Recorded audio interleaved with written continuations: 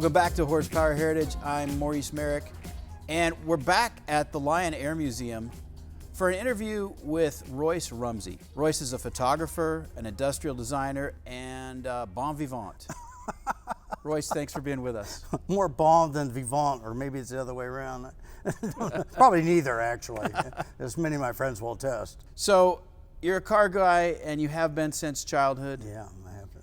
And you got into industrial design as a result of that fascination. That's correct. You know, being around the car culture, if you have any appreciation for the automotive form, one of the things that immediately happens to you is wanting to design that form. I had a situation that happened to me when I was 3 years old. It's one of those memories of life that stays with you, and it was actually a transformative moment. I tell people when talk about raising kids is there are amazing times that happen when you're parenting that to you are a throwaway moment, that to the kid are absolutely life-changing. And that happened to me when I was 3 years old. My father just bought a brand new Chevrolet, and it was a Saturday morning, and like a 3-year-old boy, I'm restless, and my dad was trying to entertain me. And to entertain me, he had the car, the new Chevy, parked out in the driveway for where we lived. And he sat down with a pad of paper and drew a side profile of the car. And I thought that was the most wonderful thing I ever saw in my life. I was just completely fascinated to watch him with a pencil make marks on a piece of paper that resembled what I could see out the window. And from that moment on, that I wanted to draw. I thought that was just like, it was like, you know, Saul going to Damascus, you know, kind of an epiphany situation. And my point is that you never know as an adult when you're going to make that kind of, or anybody else, when you're going to make that kind of impact on somebody's life. If you were to talk to my father right now, he probably wouldn't even remember it. It was just, you know, he was just trying to entertain, keep me from driving my mom crazy. You know, so it was, yeah, that from that point on, drawing cars became a passion.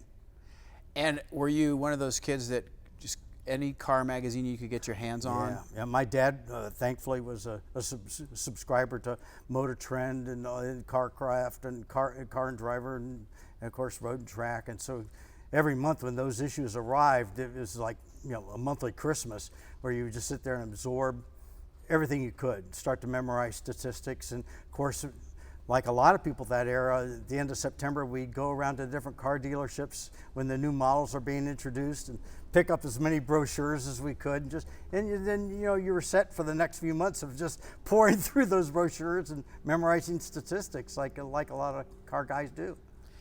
What was one of the first cars that you remember in childhood that you could identify? Yeah. There are two, actually. One, it's almost like a scene out of American Graffiti. I remember walking down a street in the little town where I grew up back in Ohio, and someone drove by in a white 55 Thunderbird, brand new one. But it wasn't Suzanne Summers. It wasn't Suzanne Summers, but the impact was almost as profound. I remember seeing that car, and I was just like transfixed. This was one of the most beautiful things I had ever seen in my life. I remember asking my father, "What is that?" He said, "Well, that's a Thunderbird."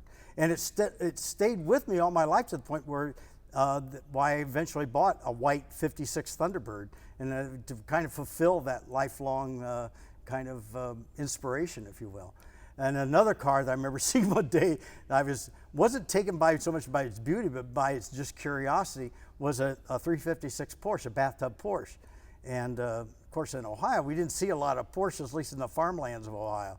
And I remember, "What is that?" My dad, that's a bathtub Porsche. And I immediately caught why it was called a bathtub, but you know, and I was just kind of like, "That's weird."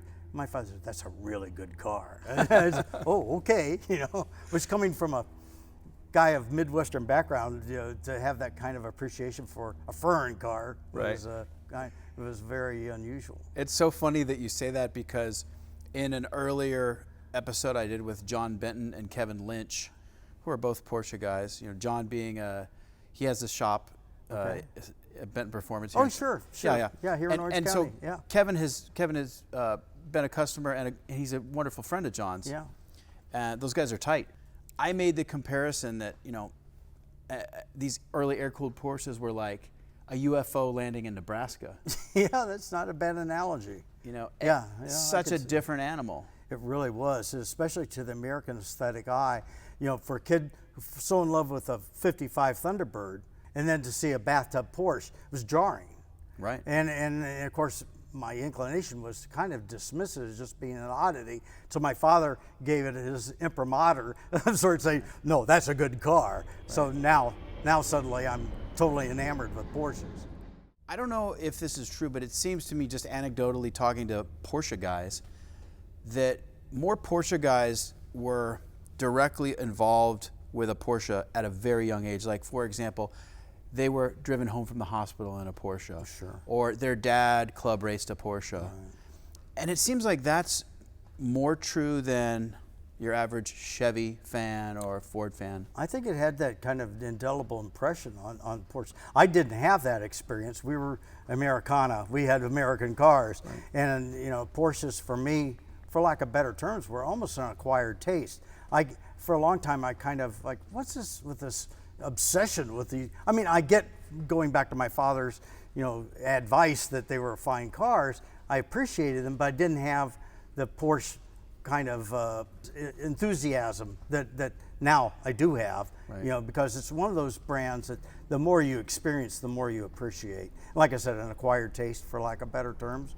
But and then of course the philosophy of the company. You got to admire a company that has kept, probably more than any other company, a design genealogy, a continuum designing, how they have refined and refined and refined, building upon that aesthetic as well as that basic mechanical platform, is really a remarkable achievement in the annals of human history when it comes to product development and modern conveniences, if you want to, you know, include cars in that grouping. Oh, absolutely. It's evolutionary. It's small incremental change. And yeah. It's like, you know, you see any number of the devices. Being an industrial designer, we were always taught that, you know, the things that really were the most sophisticated devices were those which constantly evolved. At the time, because it was socially acceptable, they used handguns as an example of taking a simple design but continually evolving that simple, you know, handguns really aren't that complicated. But just taking that and continuing to evolve and improve it, over time to the point where you have, you know, a very, very sophisticated, from kind of resulting evolution. Yeah, and I think people maybe who aren't shooters don't even necessarily think about things like balance, right, and ergonomics, and, you know, comfort in the hand. Well, ergonomics, of course, is when you talk about human factors. Your handguns are probably one of the better examples of that applied ergonomics. They have to be. Absolutely. But by necessity, it has to be. Right. So yeah, I think there are a lot of analogies to be made there of the evolution, application, and that kind of design to automotive design. Is there sort of a chicken and egg thing going on with designers or people who are maybe have an affinity for design and Porsches? You know what I mean? In other words, is Porsche fascinating because you're a designer, or are you simply attracted to good design no matter what? I mean, well, the Teutonic simplicity of Porsche is a natural. If you were steeped in the Bauhaus, which many of us industrial designers are, the Porsche exists as a great example of that Bauhaus, Mies van der Rohe, less is more kind of philosophy. Right. You know, the minimalism of Porsche. You look at a 356, or even go back to pre-356 pre-A Porsches, going back to the, you know, even the stuff coming, you know, the G-Muns in the late 40s. Mm-hmm. Jeff Swart, who was kind enough to lend us his 906 and the tractor here at the museum, has a 1949 Porsche. He drives around. He had it at Cars and Coffee 2 weeks ago, and you just look at that car, and it's almost a rolling, you know, embodiment of the Bauhaus philosophy. Mid-century modern on wheels. Well, mid-century modern to me is a little more ornate. When I think of mid-century modern, I'm thinking more of the flamboyance of the mid-50s. Oh, okay. That's to me like, you right. know, they have that, you know, that week celebration in Palm Springs every year. When you look at the architecture, you know, it's a lot of the quote-unquote jet age, the aviation influence, ironically enough, here at the museum, that where that came into play with cars. Right. So to me, mid-century modern is a little more the 50s Americana designs. Whereas the Porsche thing is more about, Bauhaus going back to the late 20s, starting in the late 20s, going through up until what transferred into ITT in Chicago. But again, the Mies van der Rohe kind of approach, and Walter Gropius approach to design. Gotcha. I don't think there's probably an automobile mark as well as individual cars that more embodies that philosophy than Porsche. So naturally, any designers are going to be drawn to it, just by virtue of that common philosophy. What about other maybe iconic automotive designs or designers? So, for example, there's Harley Earl. Sure. There's Virgil Exner. Yeah, there's your mid-century modern. Yes. Tortured sheet metal Virgil, yeah. But I mean, Exner blew away. He did, to his credit, he took a lot of the norms and literally inverted them. When you think about how the wheel bar arches inverted on some of his designs, and just taking things to that extreme. Of course, a lot of that was made necessary by his clients, who were unfortunately on the verge of, bankruptcy. So they needed something extreme to grab the attention of the eye. And in the mid-50s, extreme was good. Sure. And so they were just looking to push it to the next level. And of course, then Virgil, migrated to Chrysler and made those applications there. And at the time, they were pretty outrageous to a lot of people. Well, just the simple fact of lowering the hood line. Yeah. Compared to what GM and Ford were doing. I mean, revolutionary. Sure. Yeah. Changed the whole American auto industry. Yeah, I agreed. And then of course there's after Exner there's Bill Mitchell, right? Yeah, well, Mitchell, Mitchell was a contemporary. Mitchell was running GM design that whole time in the 50s. Of course, then you had individual studio chiefs. And going back to Porsche, you get guys like Tony Lapine, who was a Cadillac designer, who did the 928 Porsche. So Bill Mitchell, GM, who headed up. Then Chuck Jordan underneath him, of course, was a pretty heavy influence on design in GM in the 60s. And Jack Tilnack at Ford. But prior to him, you had Elwood Engel at Ford, George Walker at Ford during the 50s, which gave just some tremendous. You think about the Lincoln Continental Mark, not Lincoln, the Continental Mark II. Yeah, don't say Lincoln when you say it. And of course the '55 Thunderbird, that kind of clean design, and then Bill Mitchell. '64 Riviera, which a lot of people think is, and I agree, is one of the most beautiful cars of that era ever penned. Oh, it's fantastic. Yeah, it's just a gorgeous design. Story was he was inspired by a Bentley. He was in London, so the urban legend goes. He was in London, and a Bentley, probably an S2, kind of glided by one day in London in the fog, and Mitchell saw just that wonderful profile of that Bentley and the clean side profile of it, no ornateness at all, which of course was a counterpoint to, at that time in '64, when you think back to like a '58 Buick Roadmaster. Jukebox old. Yeah, I mean, you're talking about serious ornateness, right. But Bill Mitchell was inspired by that beautiful cleanliness of design, as the story goes, was the inspiration for the '64 Riviera. Right. The angles on the Riviera are really striking. Yeah. The clamshell, the headlights hidden behind the '65. The 65, moving from the grill to Yeah, that's pretty beautiful remarkable. Design. But that whole side, if you look just to the side, the surface developments on the side of that car are just so refined, so restrained, taut, and the proportions on it are just magnificent. And I don't know that the look of that. I don't know if that's not Jack Telnack, of course.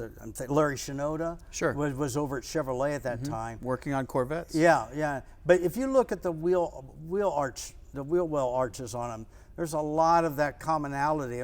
That almost became a design signature for GM during that time frame. Right. And I always associated it with Larry Shinoda because of Chevrolet. And of course, the influence, if you look at the Chaparrals, they were carrying forward even that GM wheel well kind of line profile. People don't think about that, how much a strong design signature that was. And you see that when Larry Shinoda and Bunky Knudsen went over to Ford in '68. Then you start to look at the '70 Torino, and you see that influence in that era, both in the Torino and in the Mustang. I mean, if you look at a '70 Mustang, 69, '70 Mustang and the Torino, if you didn't know they were Fords, you'd say, man, there's a lot of GM in that design. Right. Yeah. If I'm not mistaken, the Riviera, the whole Riviera concept was as a personal car. Right. Well, it was just like the Continental Mark II. That and don't forget the Thunderbird, the Square Bird. Sure. Transitioned the Ford, into that personal car. They really established that. Right. That and with the Mark II. Sure. As well. Yeah. Yeah. More so than the Eldorado. The Eldorado was still just a big luxury four-door, even though they had the Seville, the two-door version. Right. But I think the Mark II really defined that. So we've been talking a lot about car design. Yep. Tell us about your design career, because it's varied. There's dots that don't seem to connect. Well, it's funny you should bring that up. Again, wanting to be a car designer, going to industrial design program through the industrial design program at the University of Cincinnati, and I was fortunate enough in graduating to have had an offer from Ford Motor Company to join them, which was like a lifelong dream come true. In the springtime, you have different companies visiting universities, recruiting. And the guy who was in charge of recruitment, knowing I had a job, said, listen, we have Tonka toys coming down. I know you've got an offer from Ford and all this, but we'd like for them to see your portfolio, and if you would be so kind, just be a warm body in the room, right? Well, as you can well imagine, I'm in an interview where I'm completely relaxed. I got a job. I don't need this job. I'm having a good time. Right. I'm just talking with these guys.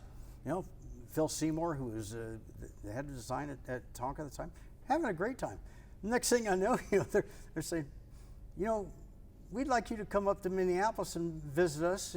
Think about coming to work for Tonka. Which I kind of laid my cards on the table. I said, well, I got to be honest with you here. I already have a job offer, and I didn't mean to waste your time here. I was asked to do this, and I'm going to do a friend a favor, the guy who was heading up professional placement, and don't be mad at him. You can understand. And no, we still like you to come up. I said, if you want to waste a plane ticket, if I get a free trip to Minneapolis for a few days out of this, I'm in. And so lo and behold, I go up to Minneapolis, and I found myself making the call in my wildest dreams I never thought I'd make, back to Ford Motor Company, telling them I changed my mind. I was going to go to work for Tonka, and I did so based upon the people that I met. It turned out to be a great life lesson. Making career decisions not based on money, not based on obvious opportunities, but rather on who are you working with. That's the quality of the people that you're going to work with. And it turned out to be probably the best decision I could have made. The most weird decision, because I hated cold weather. There wasn't anything about Minneapolis that was attractive to me at all. But there I was going to go to there and be a toy designer? That never even occurred to me. And there was a 22-year-old, and in a little over 3 years, I was head of design. Now, what kind of company is going to put a 25-year-old in charge of their design department? Not many. Right. That would never happen at Ford Motor Company. No. Never. Unless my last name was Ford. Right. That was not going to happen. I met people in the course of doing that. In fact, they have a relationship back to Porsche, ironically enough, at my time at Tonka, that have been lifelong mentors, influencers, and friends, and influencers on where I'm at today in my life and in my career. For example, one of the guys that came to work for Tonka after I started there was this lanky, tall fellow moseyed in one day. He's the new head of marketing. It was David Morse. Okay, who's this guy? He comes from Dartmouth. He's got a Dartmouth degree. Okay, Ivy League boy. Here we are in Minneapolis. We don't care for that Ivy League stuff up here.